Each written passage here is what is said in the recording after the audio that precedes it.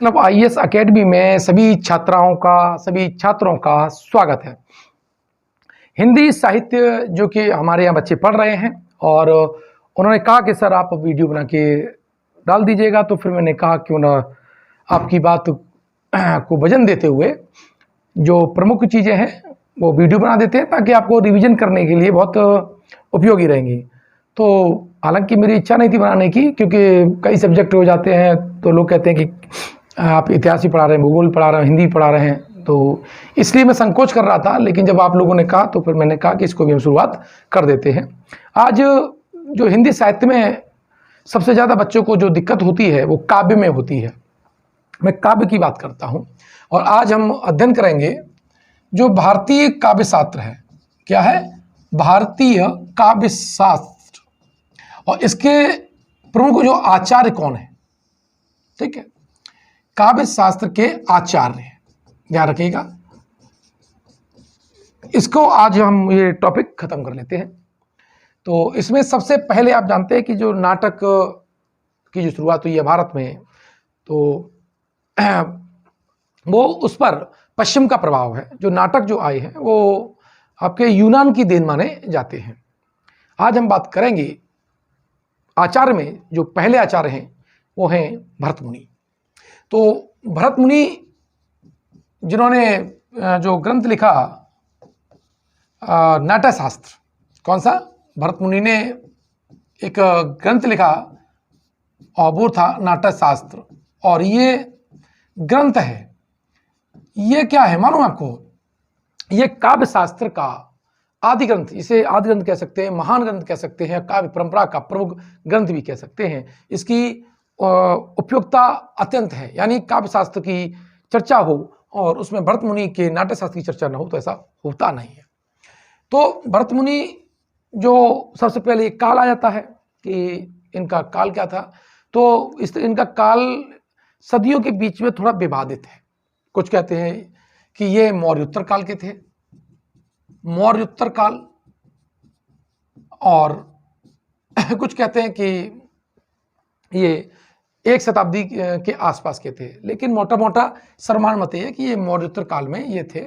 और इन्होंने अपने जो ग्रंथ है वो नाट्य शास्त्र को लिखा और इसमें लगभग 6000 श्लोक हैं। ठीक है, 6000 श्लोक हैं। पहले हम बताएं जो एक मूल ग्रंथ है, चर्चा ये थी कि 12000 भी है और घटते घटते शॉर्ट करते करते हुए 6000 है। प्रश्न 5000 से ज़्यादा भी करके आता है, लेकिन ये माना गया कि इनके इस ग्रंथ में 6000 श्लोक हैं। अब ये जो नाट्य शास्त्र लिखा गया है ये संस्कृत भाषा में है। किस भाषा में है? संस्कृत भाषा में लिखा गया है। तो ये बहुत महत्वपूर्ण है कि ये किस भाषा का ग्रंथ है। ये संस्कृत भाषा का ग्रंथ है और इसमें 36 अध्याय हैं। तो ये भी पूछा सकता है आपसे कि इसमें अध्याय की जो संख्या है वो क्या है? वो संख्या 36 है। जो भरत मुनि है इन्हें रस संप्रदाय का जनक कहा जाता है। क्या कहा जाता है? रस संप्रदाय का जनक कहा जाता है। यानी रस का जनक, रस संप्रदाय का जनक, या रस का पहली बार जिक्र करने वाले व्यक्ति कौन है? तो वो कौन है? आपके भरत मुनि हैं। अब ये जो नाट्य शास्त्र की विशेषता की बात कर लें तो नाट्य शास्त्र को पंचम वेद भी कहा जाता है। क्या कहा जाता है? पंचम वेद भी कहा जाता है। क्योंकि आप संस्कृत भी पढ़ रहे होंगे और हिंदी पढ़ रहे हैं तो आपको एक चीज बहुत क्लियर होना चाहिए कि पंचम वेद किस किस को कहा जाता है। एक तो नाट्य शास्त्र को कहा जाता है, नाटक को, ठीक है। दूसरा पंचम वेद इतिहास पुराण को भी कहा जाता है। संस्कृत में इतिहास पुराण को क्या कहा जाता है? या पंचम वेद भी कहा जाता है। साथ ही आपको महाभारत, कौन सी? महाभारत को भी पंचम वेद कहा जाता है। यानी 3 को, नाट्य शास्त्र, इतिहास पुराण और महाभारत को पंचम वेद कहा जाता है। क्योंकि भरत मुनि ने नाट्य शास्त्र की जो भूमिका ली है, उसका जो सार तत्व लिया है वो चारों वेदों से लिया हुआ है। कौन कौन से वेद से क्या क्या लिया हुआ है इसको हम जिक्र कर लेते हैं। तो देखिए, ऋग्वेद जो है, जो कि सबसे प्राचीनतम वेद है, और ऋग्वेद से इन्होंने पाठ्य चीज ली है। क्या है? पाठ्य सामग्री ली इन्होंने। और यजुर्वेद यानी दूसरा वेद जो आया वो आपका आया यजुर्वेद, और यजुर्वेद से इन्होंने अभिनय लिया। कौन सा? अभिनय। मतलब जो यजुर्वेद है वो कर्मकांडी है, वहाँ कर्मकांड किए जाते थे तो उसमें एक्टिंग करनी पड़ती थी, ठीक है। तो उसी हिसाब से जो अभिनय की जो स्वरूप लिया है वो कहाँ से लिया उन्होंने? यजुर्वेद से लिया है।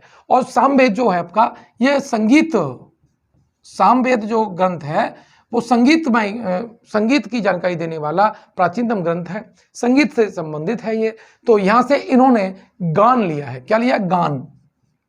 और चौथा जो वेद है वो आपका है अथर्ववेद। क्या है? अथर्ववेद है। और अथर्ववेद से इन्होंने रस लिया है। क्या लिया है? रस लिया है। तो यहां से इस बात को लेकर के बहुत स्पष्ट हो जाता है कि इन्होंने चारों वेदों से कुछ न कुछ लेकर के अपने ग्रंथ की रचना की, इसीलिए इसे पंचम वेद भी कहा जाता है। ये तो बात किसकी हो गई? ये बात हो गई आपकी नाट्य शास्त्र की।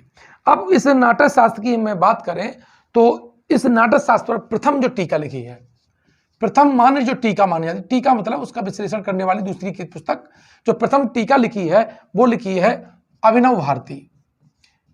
उस पुस्तक का नाम है अभिनव भारती। और लिखी किसने है ये? तो अभिनव गुप्त ने लिखी है। ये किसकी रचना है? अभिनव गुप्त की रचना है। बहुत अच्छी, मतलब सर्वमान्य मानी जाती है अभिनव भारती, बहुत उत्कृष्ट शैली की टीका मानी गई है ये। लेकिन इस ग्रंथ के बारे में बात कर लेते हैं, कौन से? नाट्य शास्त्र के में, ठीक है। और नाट्य शास्त्र के जो लेखक मैंने आपको बता दिए थे वो आपके भरत मुनि है। लेकिन भरत मुनि के जो व्याख्याकार है उसकी बात कर लेते हैं तो भट्ट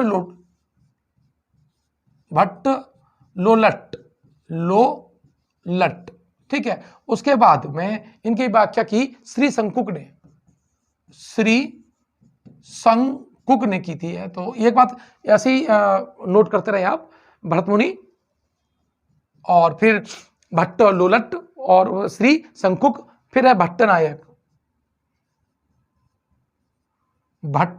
नायक, और इसके बाद में जो लिखी है अभिनव गुप्त ने। ये सारी टीकाएं लिखी हैं, इनकी व्याख्या की है अभिनव गुप्त ने। तो ये जो लोग हैं सब व्याख्याकार हैं, किसके? नाट्य शास्त्र के हैं। लेकिन जब इसका अध्ययन करते हैं इस नाट्य शास्त्र का, तब से मालूम पड़ता है इन्होंने 10 गुणों का उल्लेख किया है, 10 दोष का उल्लेख किया है, और 4 इन्होंने अलंकार का उल्लेख किया है। यहीं से प्रश्न बन जाता है कि गुण कितने हैं? 10, दोष कितने हैं? 10, और अलंकार कितने हैं? वो है आपके 4। कौन कौन से हैं? इन 4 अलंकारों को आप अच्छी तरह से याद कर लीजिएगा। पहला अलंकार का जिन्होंने जिक्र किया है वो आपका यमक है। दूसरा जो है वो है उपमा है। ध्यान रखना क्या बताया मैंने आपको छात्रों, यमक और उपमा। और जो तीसरा है वो है रूपक, और जो चौथा है वो आपका है दीपक, ठीक है।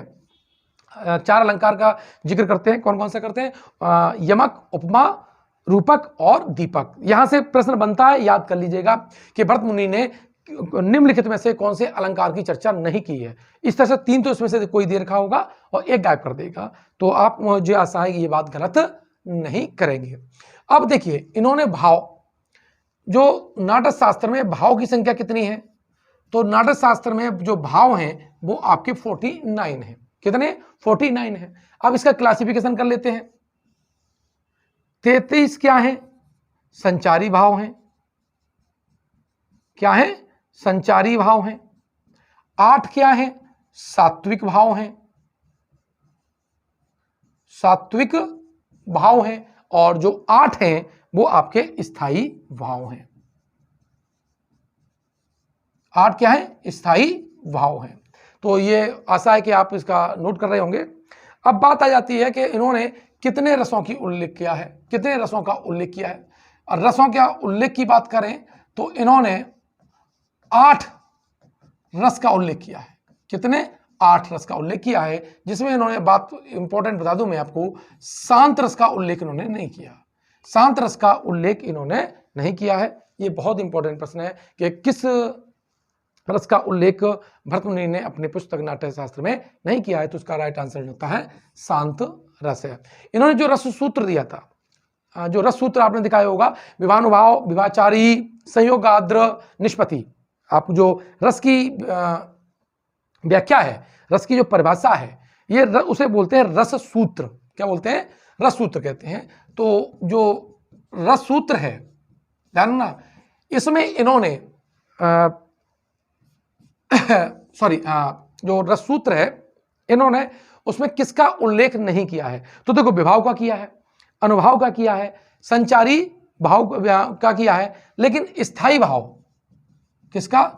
स्थायी भाव का उल्लेख रस सूत्र में नहीं है। और ये कई मोस्ट रिपीटेबल प्रश्न है कि रस सूत्र में किसका उल्लेख नहीं है, तो ये स्थायी भाव का उल्लेख नहीं है। इसकी मैंने जो आज पढ़ाया है, इसकी जो PDF है, मैंने अपने ग्रुप में डाल दी है। जो TGT PGT का जो ग्रुप है, उसकी लिंक आपकी डिस्क्रिप्शन बॉक्स में है, और बहुत कम पैसे में हम आपको पढ़ाते हैं, ये बात तो आप जानते ही होंगे। जो नहीं जानते हैं तो वो आप समझ लें आज है। तो इसकी जो मैंने आपको क्विज है और इसका जो PDF है, वो आप वहाँ से डाउनलोड करके आप अपने जो लक्ष्य है उसको नया आयाम दे सकते हैं। आपने मुझे ढंग से सुना, ठीक है, और आगे सुनते रहेंगे। तो मैं आपसे विदा लेता हूं। अगर वीडियो आपको अच्छा लगा हो तो चैनल को सब्सक्राइब कर दीजिएगा, मित्रों को भेजिएगा, जानकार लोगों को भेजिएगा, और कोई अगर बात न समझ में आई हो तो मुझे कमेंट बॉक्स में लिख करके बता दीजिएगा। विदा लेता हूं आपसे, मिलूंगा नए आचार्य के साथ, भामह और दंडी। धन्यवाद।